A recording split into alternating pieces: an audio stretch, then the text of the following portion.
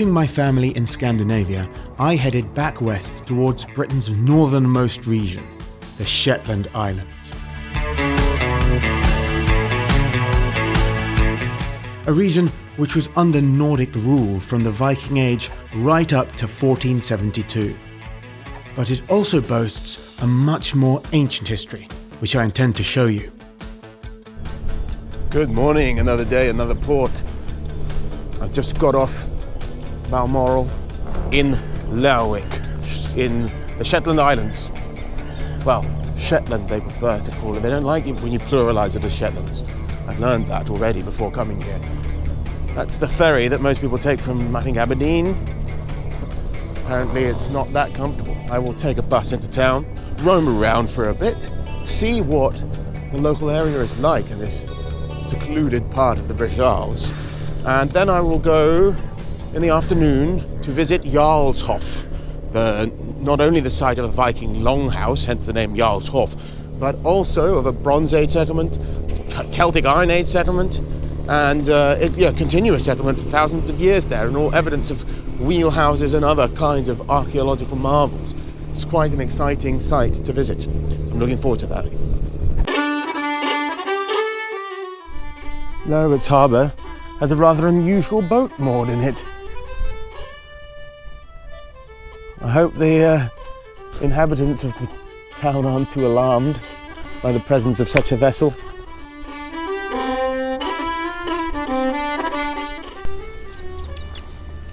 Good place to be a cat, the seashore.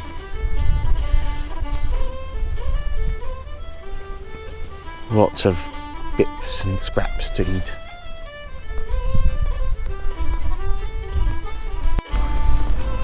Quaint little place, hardly bustling.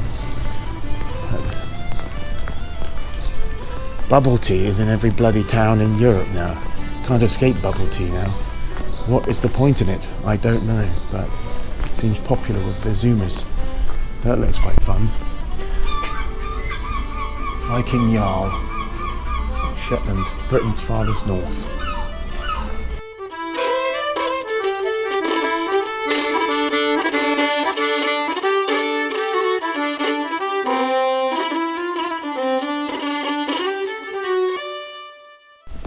Just a reminder that we're in Britain.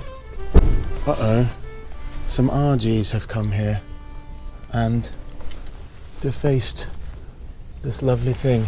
Sorry RGs, I'm cancelling your...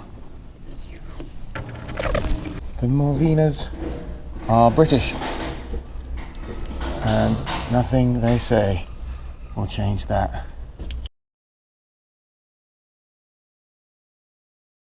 It's funny that I'm further north than where I used to live in Sweden, further north than Denmark, but I'm still in Britain. Funny to think of that, the very furthest part north of Britain that you can go. It does feel very Scottish for the most part, like a Scottish town, although over by the coast there were a few of the houses painted in the Swedish red with white trim that the Norwegians must have brought. Some of the Norwegian tourists must have brought it over here because it hasn't been under Scandinavian control since 1470s. So, and that was before the Swedish Royal House introduced this trend of red houses that you see all over Scandinavia now. So it must be a more recent and conscious attempt at looking more Nordic by painting the houses red. There you are over there, red and white in the Swedish royal style. And on the flag, is that a Finnish flag on that boat? And over there, a Swedish flag on this boat. So there are some Norskies and Scandis hanging around in Shetland, or at least the Shetlanders put Swedish flags on their ships. I think that's going to be a Swede, isn't it? The Swedes come here probably all the way from Gotland for a little boating holiday, perhaps? Fair play for crossing over in a sailing vessel in the traditional way. I hope that the prices here are not as high as in Norway and Gothenburg. Did I say Gotland before? I meant Gothenburg. Göteborg is where the western region of Sweden where people might embark to the Shetlands, but I'd never heard of anyone doing that. Certainly Norwegians would do it, it's less distance for them. As in Norway, you've got Viking souvenirs everywhere. Quite tacky for the most part. Viking code, 60 quid for this piece of wood with a metal plaque. Protect your family, honor your elders. In American spelling. Play when you can, work when you must. It's the live life love of people who like Vikings, basically, isn't it? Some cool little patches, actually. I could wear one of them. TTU. Don't know what that stands for. Some tat and whatnot. Quite fun. Well, it's all shut now anyway. Honestly, there's a camera shop in Lerwick, secluded town up in the north, and it's got a bunch of I've got no idea what most of these are. I'm a pretty cosmopolitan guy. I'm a pretty online guy, but I have no idea what those things are, what they mean. So what do all the boomers of the Shetlands think they mean? Excuse me, are you local or a tourist? No, tourist. Oh, same as me. You any idea what any of those flags mean? No. No? They don't look like international flags. No, nor do I. No. Not an idea. Nobody knows. Nobody knows what all those flags are for. It's just crazy to have it up here. Like, who's it signalling to? This is the skeleton of a whale just casually discarded in the street for some reason.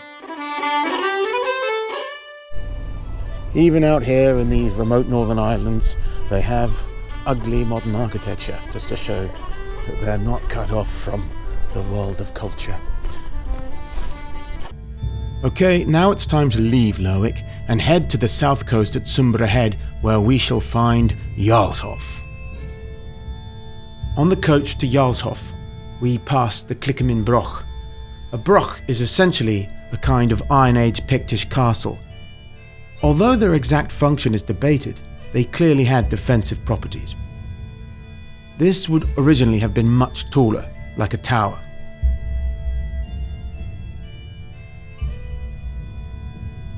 I was really quite taken with the landscape. I could imagine living here. The beaches were empty except for these 3 seals. They've got the right idea. We also passed the island of Mousa, on which stands the most well-preserved broch of all. You can just make it out here.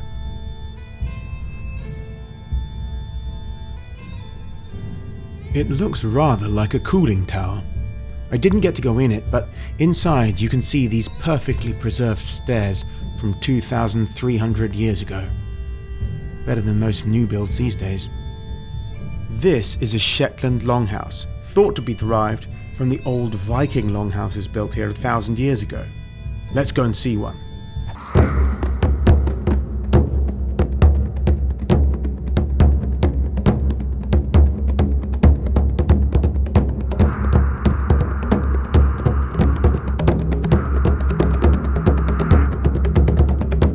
This color-coded 3D model shows you the chronological order in which the structures at Jarlshof were constructed. Let's look at them in chronological order. The earliest evidence of settlement at Jarlshof is from the Neolithic European farmers who entered Europe from Anatolia 8,000 years ago and arrived in Scotland's Northern Isles around 5,700 years ago, having already mixed with the indigenous hunters of the region. This is rather interesting. A reconstruction of one of the earliest skeletons from the Shetland Islands. Here's the skull, which was found in a small kist, and I think it might be around 5,000 years old. So we're talking about an early European farmer, and here they've reconstructed her. Pretty speculative reconstruction, I think, but yeah, something like that. These people brought with them the tradition of building megalithic tombs, which began in Brittany in northern France over 1,000 years before the first ones were built in Shetland. The Neolithic farmers in Shetland also made these peculiar stone balls. No one knows what they're for. These ones are from Shetland, of course. Many also in Glasgow. I'll show you some shots of the ones I took in the Kelvingrove Museum. This is the lowest part of Jarlshof, from the oldest layer. It's amazing to think this quernstone was used to grind corn 5,000 years ago.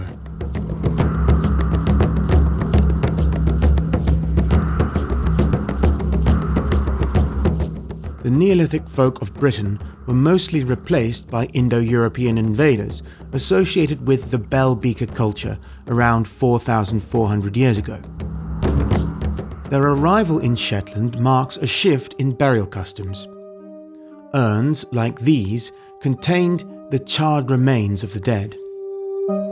They were sometimes placed in stone kists, like this one from Baden in Argyll. The oldest buildings visible at Jarlshof were made by the beaker folk around 4,000 years ago. They are the red parts of the model. This is the oldest foundation here. It was the site of a roundhouse that would have looked a bit like this, a modern reconstruction. Elsewhere, they built with wood and mud, but since they had to make use of stone here, it has been preserved well, providing a unique insight into their world. These stone foundations are from later Bronze Age houses.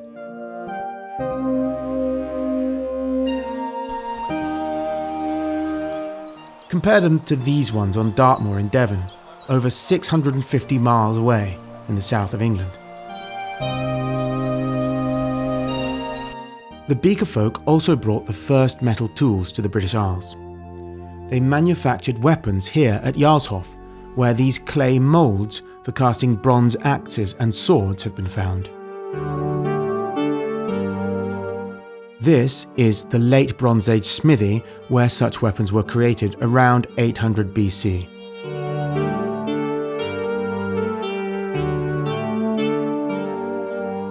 Bronze is an alloy made from copper and tin. The ancient Shetlanders would have imported tin all the way from Cornwall, and while there were copper mines in North Wales, it is likely that copper was imported from as far away as the Alps.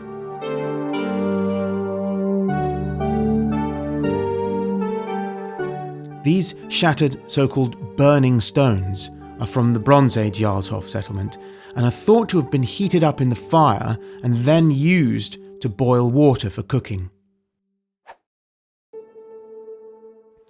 The most impressive buildings at Jarlshof are from the Iron Age. They include the green and yellow sections of the model. The people in Shetland at that time spoke a Celtic language we now call Pictish. These are the remains of typical Celtic roundhouses of the early Iron Age, derived from earlier Bronze Age ones. The Iron Age settlement is built on top of the Bronze Age one.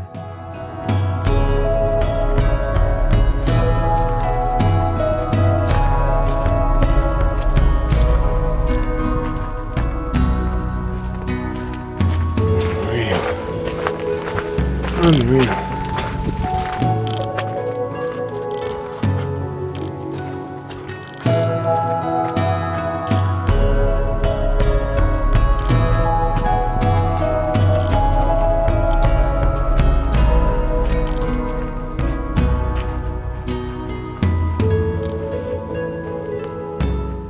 But Jarlshof also boasts fine examples of an extraordinary later variation of the Iron Age roundhouse known as the wheelhouse.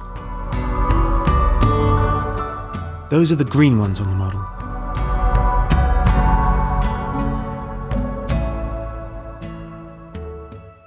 What an extraordinary and eerie feeling to enter these ancient Celtic homes.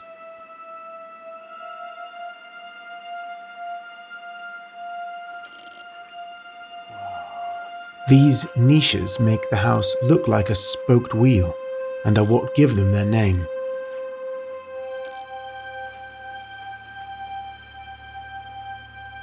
The wheelhouses were built over the earlier roundhouses from 200 BC, but the latest parts of the wheelhouse complex are from 400 years later.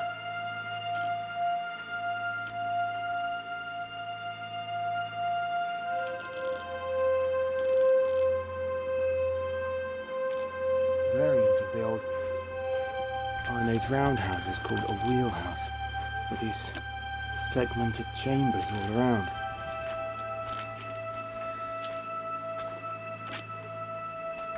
What's in here?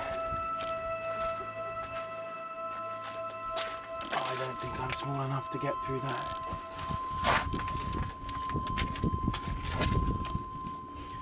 Also known as aisled roundhouses, they're unique to the islands of Scotland. They were constructed from the 2nd century BC up to the 4th century AD, and 70% of them in the Northern Isles are found next to brochs. Jarlshof is no exception. The broch here has been heavily deconstructed, and some of its old stones were probably used to make the wheelhouses which are attached to it.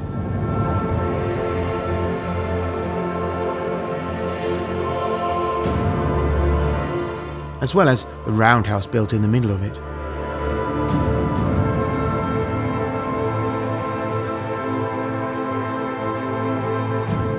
I traced the outer wall of the broch itself, which seems to have served as an interior wall for the later wheelhouse complex.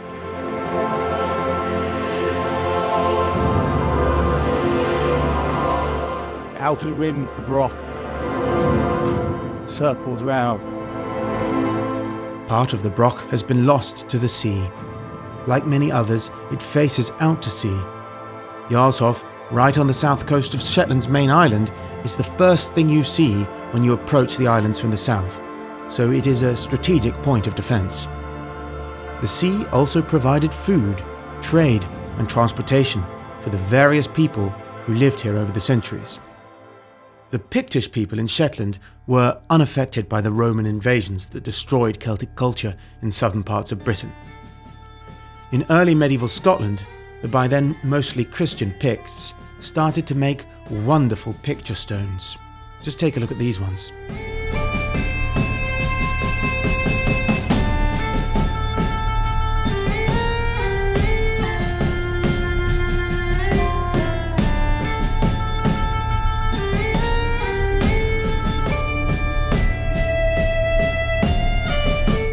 Few of them have been found on Shetland though. This one is from Mael in Koningsberg. The same axe-wielding, hooded warriors with the faces of beasts are seen on other stones from Scotland. Perhaps they depict men in ritual masks, or are they creatures from the other world? One stone was found at Jarlshof, but this one of a bear was found inside an older wheelhouse nearby at Scandinavia. There were never any bears in Shetland, so the significance of the animal here is likely due to mythical associations.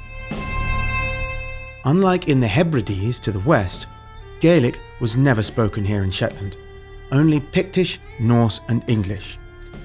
But since the Picts on mainland Britain were converted to Christianity by Irish influence, they also sometimes used the Irish script known as Ogham. However, the Ogham inscriptions from Orkney and Shetland are not written in the Gaelic language of Ireland. The orthography is also different from Irish Ogham, so no one is really sure what they say. But most agree it must be written in the native Pictish language, perhaps with a few Norse words added as well. Pictish broch.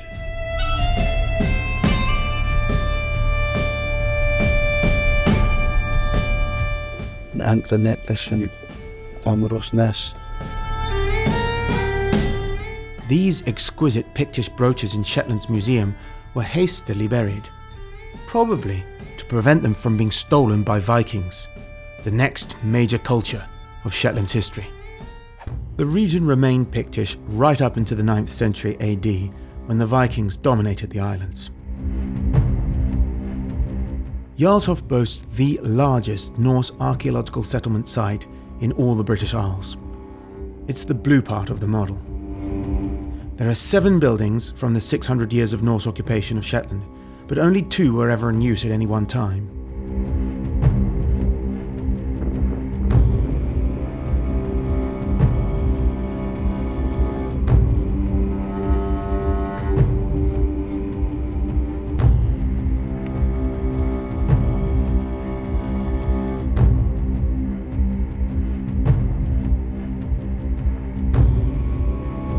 The most impressive is the foundation of the large Viking longhouse, which probably originally looked much like the reconstructed longhouse I saw in Ovaldsnes from part 1 of this video series.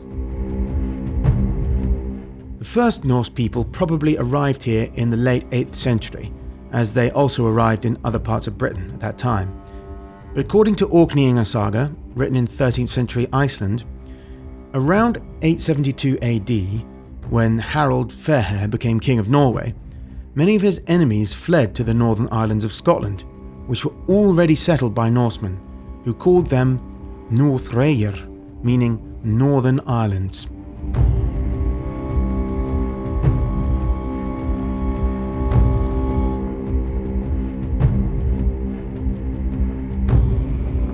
These little drawings of Norse art scratched on slate were found here and are now on display in the Museum of Scotland in Edinburgh, alongside these other Norse items from Jarlshof.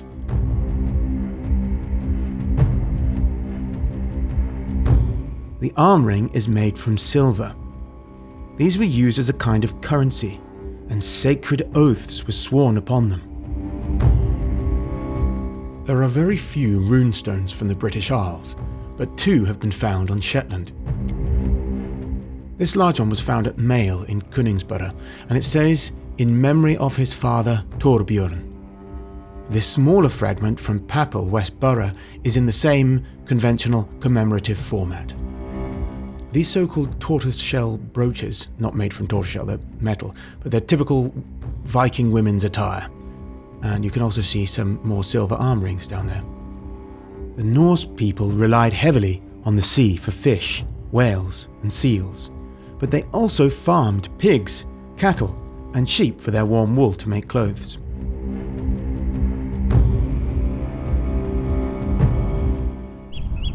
Tacitus said that some chaps coming up here past Orkney saw something called Thule, and some people reckon that Thule must have been the southern shores of Shetland, and that it was referring to, around 2,000 years ago, the Jarlshof settlement. So maybe this is the real Thule of legend. Tacitus's account is corroborated by Strabo, quoting Pythias, who claimed that Thule was 6 days' sail north of Britain. So is Jarlshof the real Thule? Something tells me I have to go a little further north to find it.